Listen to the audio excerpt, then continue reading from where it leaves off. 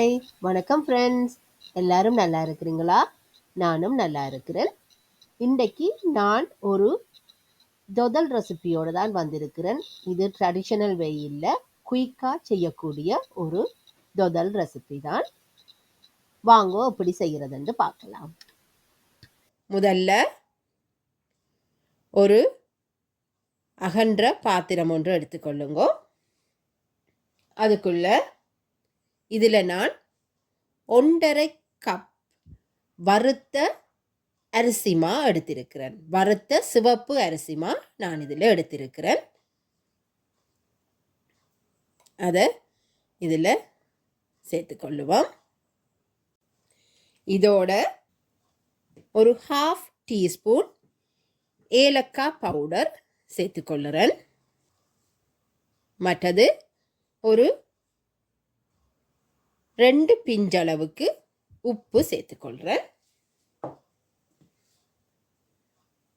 இதை முதல்ல கலந்து விடுவோம். தேங்காய் பால் எடுத்து வச்சிருக்கிறேன். அதாவது நான் ஃப்ரெஷ்ஷாக புளிஞ்சது இல்லை, டின் தேங்காய் பால் தான் எடுத்திருக்கிறேன். டின் கோகோனட் மில்க் வந்து ஒரு டின்னில் வந்து 400 ml வரும். நான் இதில் 1.5 டின் எடுத்திருக்கிறேன், அதாவது 600 ml எடுத்திருக்கிறேன். இதோடு சேர்த்து பாருங்க, நல்ல திக்கான கோகோனட் மில்க் டின் தான் நான் எடுத்திருக்கிறேன். பாருங்க, இன்னும் அது இதில் ஒட்டி வருது. ஒரு கப் விட்டு நான் மிச்ச 1.5 கப், 1/2 கப் வந்து இப்போ சேர்க்கிறேன். இதை விஸ்கால நல்ல வடிவாக கரைச்சி எடுப்போம். இப்போ விஸ்க் வச்சு இதை நீங்கள் நல்ல வடிவாக மிக்ஸ் பண்ணி எடுத்துக்கொள்ளுங்க. ஒரு கட்டியும் இல்லாதபடி எடுத்துக்கொள்ளுங்க. அரிசிமா பெரிய அளவில் கட்டி வராது என்றாலும் கொஞ்சம் கவனமாக மிக்ஸ் பண்ணி எடுத்துக்கொள்ளுங்க. உங்களுக்கு விரும்பினா நீங்கள் 2 டின் தேங்காய் பால் கூட சேர்த்துக்கொள்ளலாம். அதில் எந்த பிழையும் வராது.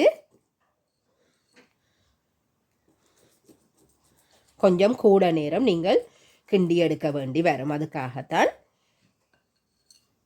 1.5 கப்போடையே நான் நிப்பாட்டி கொண்டேன். 1.5 டின்.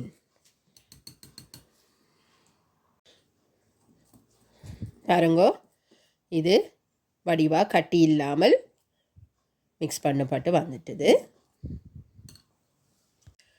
நீங்கள் இந்த தொதலை கிண்ட முதலே நீங்கள் இப்படி ஒரு பாத்திரத்தை நீங்கள் எதுக்குள்ளே அதை நாங்கள் இறக்கி அழுத்தி வட்டி எடுக்க போகிறீங்களோ அதுக்கேற்ற மாதிரியான ஒரு பாத்திரத்தை நீங்கள் முதலே பக்கத்தில் வச்சுக்கொள்ளுங்க.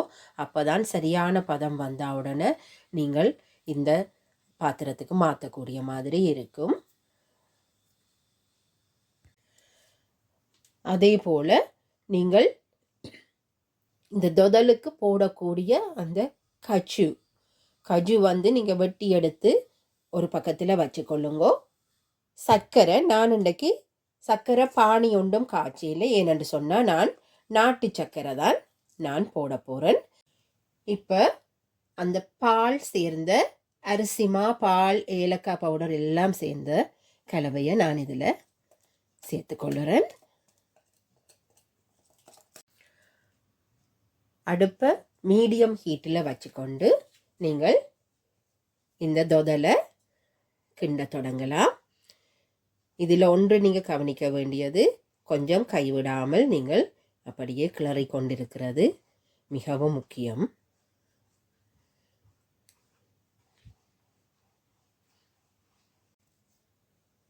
இந்த தொதல் செய்ய நீங்கள் நான்ஸ்டிக் பாத்திரத்தை பாவிச்சிக்கலண்டா கொஞ்சம் ஈஸியாக இருக்கும். ஏன்னு சொன்னால் உங்களுக்கு வடிவாக அது கைக்கு இலகுவாக அந்த மா எல்லாம் திரண்டு வரும். பாருங்கோ, மா கொஞ்சமாக அவிந்து பபிள்ஸ் கொஞ்சம் வர தொடங்குது. இப்படியே கை விடாமல் இதை கிளறி எடுத்துக்கொள்ளுங்க. இப்படி ஒரு ஸ்பச்சுலான்னு சொன்னால் நீங்கள் அந்த கட்டிகள் வந்தால் கூட அதை இப்படி கொஞ்சம் அழுத்தி அந்த கட்டிகளை இல்லாமல் எடுத்துக்கொள்ளலாம்.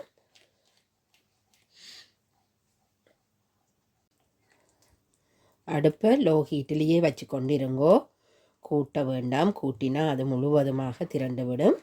கூட்ட வேண்டாம்.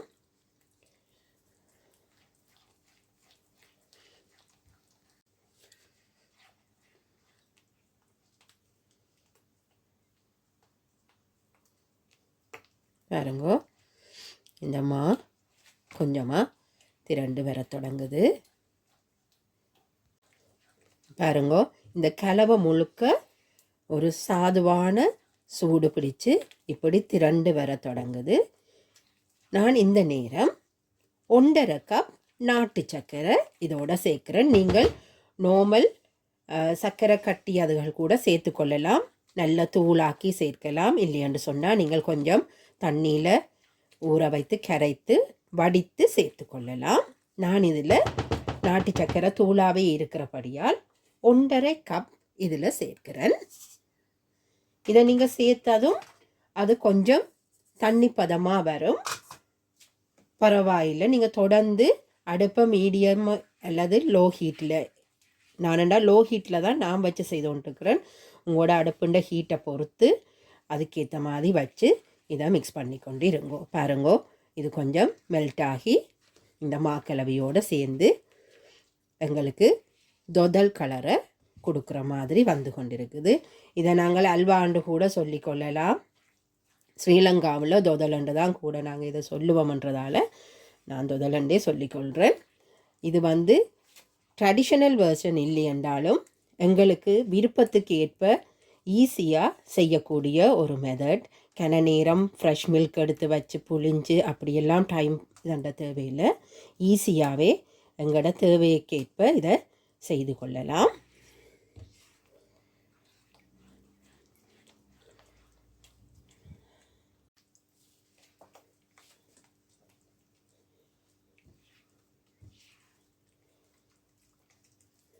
பாருங்கோ, கட்டிகள் வந்தால் கூட அது உடனடியாக கரையுது. ஏன்னு சொன்னால் இது வந்து வறுத்த மாவில் தான் நான் இதை செய்கிறேன். பாருங்கோ, இந்த ஸ்பச்சுலாவால் நான் செய்கிறது இன்னும் ஈஸியாக இருக்குது. அந்த கட்டிகளை உடனடியாகவே அதை அப்படியே அழுத்தி கரைத்து கொள்ளக்கூடிய மாதிரி இருக்குது.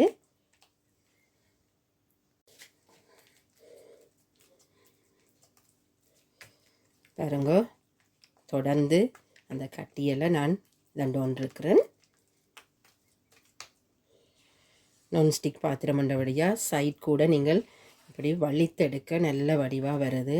பாருங்கோ, ஒட்டாமல் அடிப்பிடிக்காமல் வர்றதுக்கு உங்களுக்கு இது ஒரு இலகுவான வழி.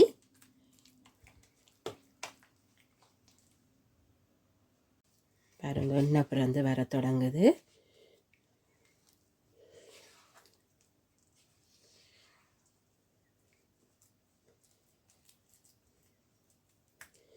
இப்போ இப்படியான ஒரு திக்னஸ் இருக்கேக்கியே நான் எடுத்து வச்சுருந்த கஜு இதில் சேர்த்துக்கொள்கிறேன். நான் நிறையவே போடுறேன், ஏன்னா நிறையவே சாப்பிட பிடிக்கும். இந்த கஜு தொதலோடு சேர்றது ஒரு சுவையை கூட்டக்கூடிய ஒரு விஷயம். உங்களுக்கு வீட்டுக்கு தேவையான அளவுக்கு நீங்கள் போட்டுக்கொள்ளுங்க.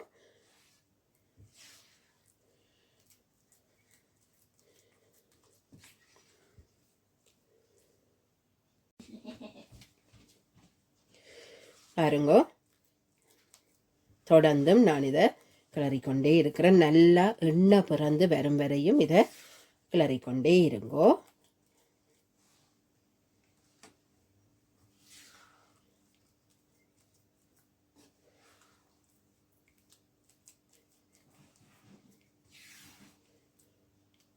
பாருங்கோ, டின் தேங்காய் பாலுண்டா கூட எவ்வளவு திக்கான தேங்காய் பாலாக இருக்குதுண்டு. பாருங்கோ, எண்ணெய் பிறந்து வருது. அதே நேரம் இந்த ஸ்பச்சுலாவில் கூட ஒட்டாத அளவுக்கு வந்து கொண்டிருக்குது.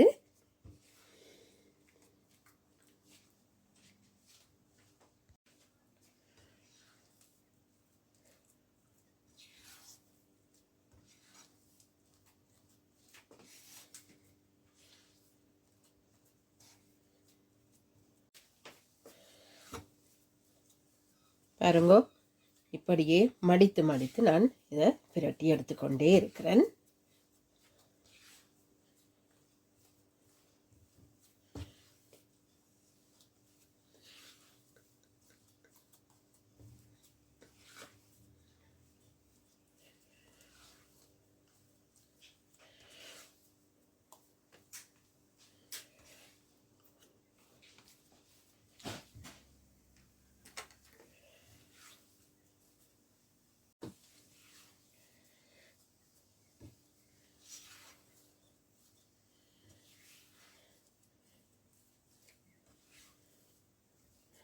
பாருங்கோ எங்களுக்கு தேவையான பதத்தில் டைட்டாக வர தொடங்கிட்டு இருந்த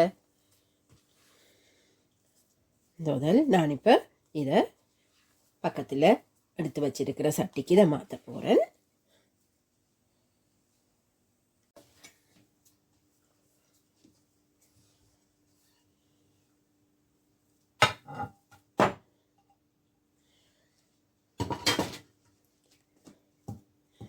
இதை இப்போ சூட்டோடையே வடிவாக அழுத்தி அப்படியே கொஞ்ச நேரம் ஆற விட வேணும்.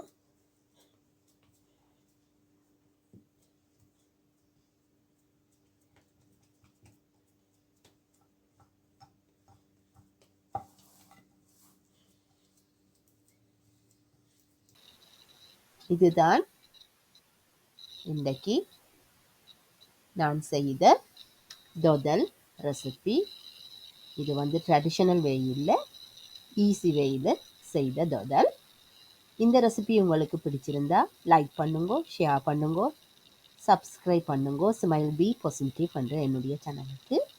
மீண்டும் இன்னொரு வீடியோவில் உங்களை சந்திக்கிற வரைக்கும் தேங்க்யூ, பாய்.